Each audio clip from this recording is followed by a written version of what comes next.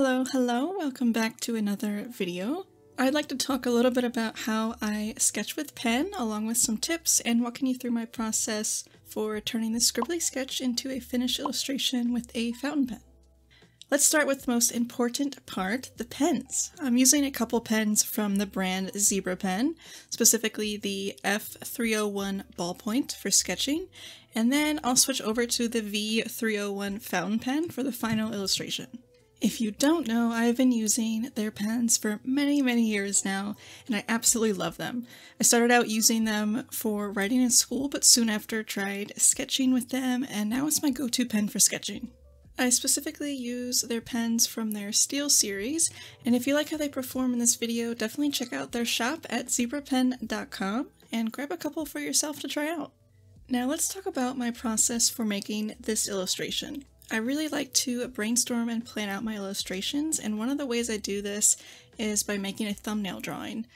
This helps me visualize my final illustration and test out different compositions and perspectives quickly because these sketches are so small and they don't have a lot of detail.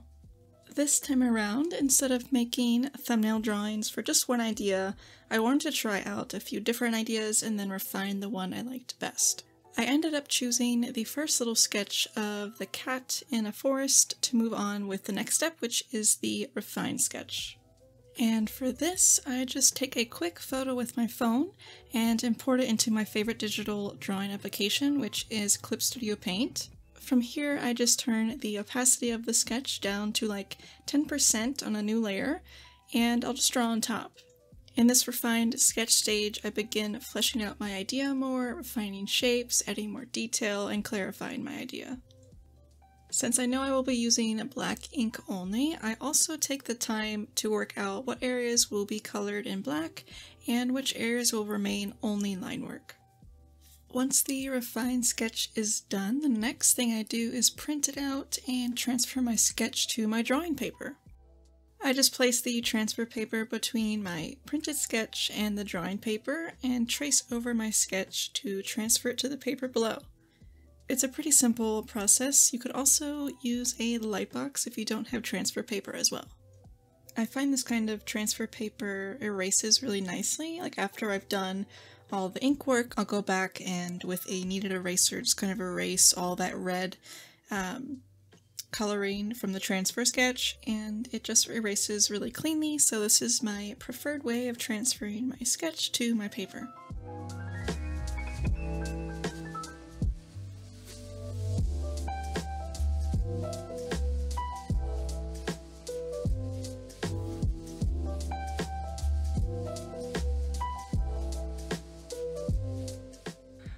So now that the drawing is all transferred onto the final paper, this is just a Bristol, a smooth Bristol paper. It's really good for ink work. It's good for pencil too, but I really enjoy using it for my ink drawings. And for this one in particular, I'm actually going to be using this pen by Zebra pen. See if you can see that. It's the V301 FP, which I believe means fountain pen. And it is indeed a fountain pen. I actually really like using this one because it's just so satisfying to draw with. If you're familiar, I also use, let me get that real quick. I also use a dip pen for a lot of my ink work too, which, you know, is similar to the fountain pen. But this is just so convenient because all of the ink is in here, and I don't have to constantly go back and forth and dip into the ink. It's just a continuous flow of ink. And yeah, so we're just gonna go ahead and draw this illustration with some ink.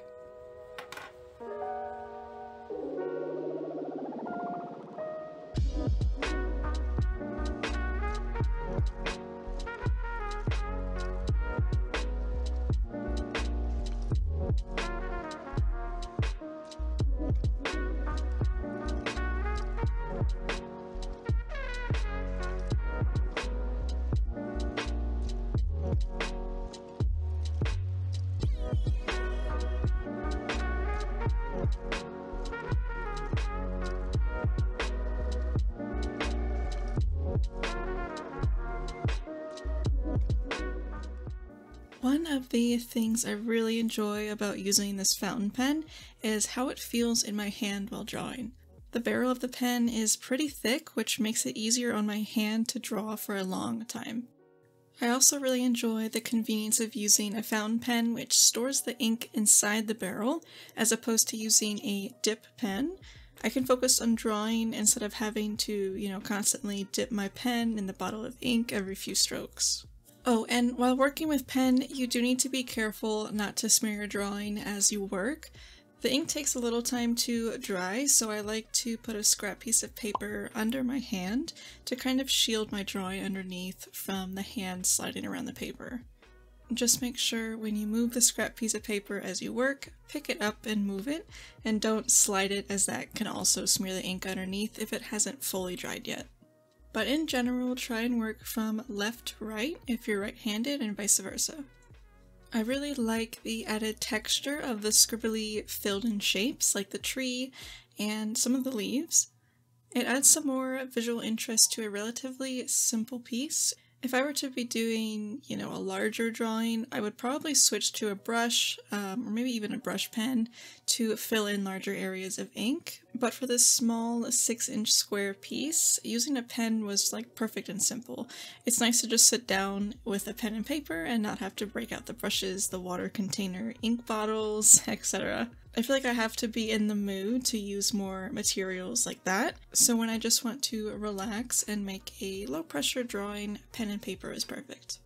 Alright, looks like we finished all of the ink work. Looks super clean, super nice and crisp, and now I'm gonna let it kind of just sit and dry for a little bit, maybe 10 minutes, and then I'm gonna go back in with my kneaded eraser and just remove all of the red color that I used before, and then it's going to make it all nice and black and white and complete. So once that's done, I'll show you the completed finished version.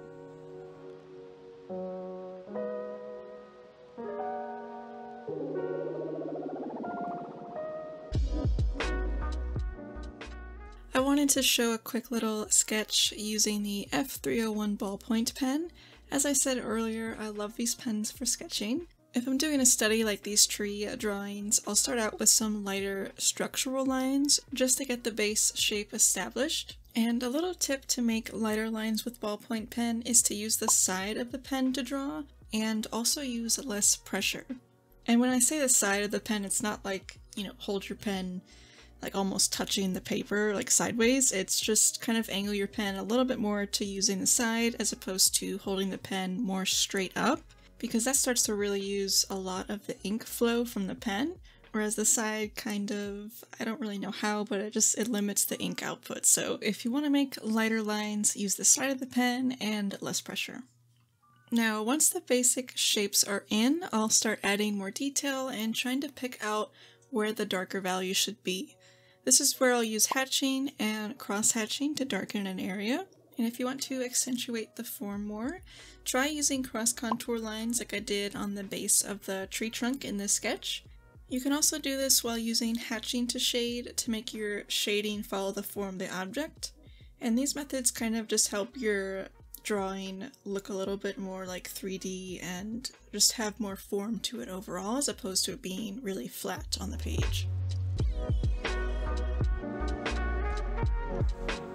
Alright, so what I would like to show you guys is kind of how I use these pens in my various different sketchbooks.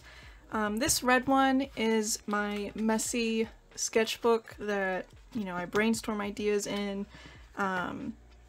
scribble around, just kind of mess around in, and I don't really care what the images look like. A lot of them are look at this, come on.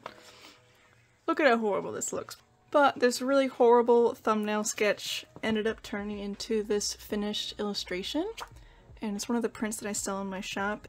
And that's the purpose of these kind of messy thumbnails that are all throughout this book, is just kind of brain dumping information and ideas onto the paper, and then I try and refine it into a finished piece. And throughout this sketchbook I use different colors. I really like black and blue. Just for sketching with. I don't know why, I just this whole page is blue.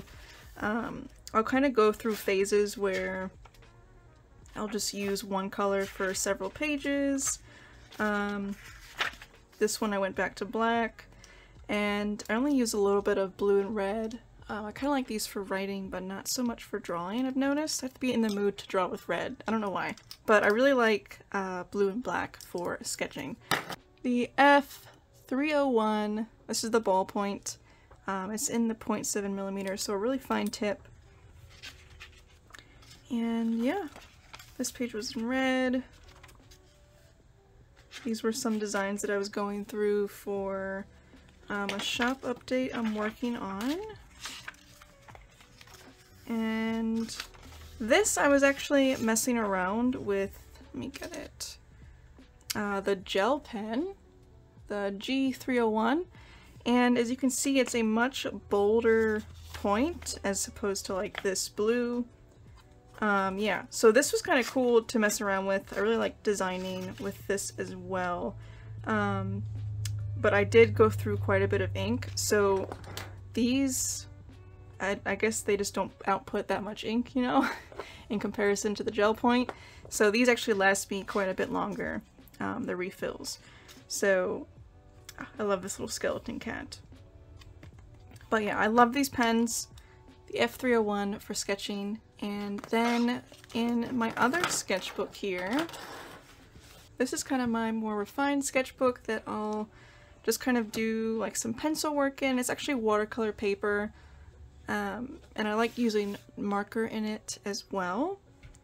And you can see on this page I was trying out something new where I was using the blue ballpoint pen and just kind of outlined. So I laid down in marker first all the colors, and then I went over it with the pen just to kind of bring out some shapes and some line work. I really like these kind of mushrooms up here. And this was kind of cool to experiment with blue pen for line work as opposed to black, which I typically use black for line work over my markers. So another one that I want to show you is this page.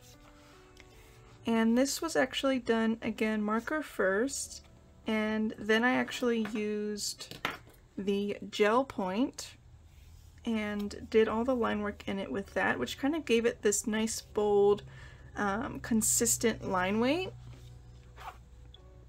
And yes, I know the perspective on the house is messed up. So I first did all the drawings in pencil first, just to make sure I knew what I was going to draw, and the pencil drawing was actually incorrect as well, and by the time I had gotten to the marker and pen part of the drawing, I just completely forgot to fix the perspective, so it kind of stayed through to the finished piece. But it is what it is. It is still a sketchbook, but I really like this spread, and I think this kind of black, bold line work goes really nice with these bold, bright marker colors. So that's kind of how I like to use it in my nicer sketchbook. I don't think I have, let me see, this was a different one. I did it here too with the fish, and this page as well, again, all with the gel point pen. And yeah, so the fountain pen would be cool too. It would be very similar to the gel pen as far as the line quality, but I don't know, I think for just the sketchbook I like using these type of pens more, and more so for like drawing I'll use like the fountain pen or some of my various other pens. So yeah, so that's kind of a few of the pens that I use from Zebra Pens, and again, I really love their pens. I've been using them for years, quite literally. I started off just writing with their little ballpoint pens, and then I don't know why I just started sketching with them, and I almost never sketch with pencil. I almost always sketch with pen, and I love these pens for sketching. So I would really recommend trying them out, and let me know in the comments if you've used them before or what is your favorite sketching tool. And thank you so much for watching, and I'll see you in the next one. Bye!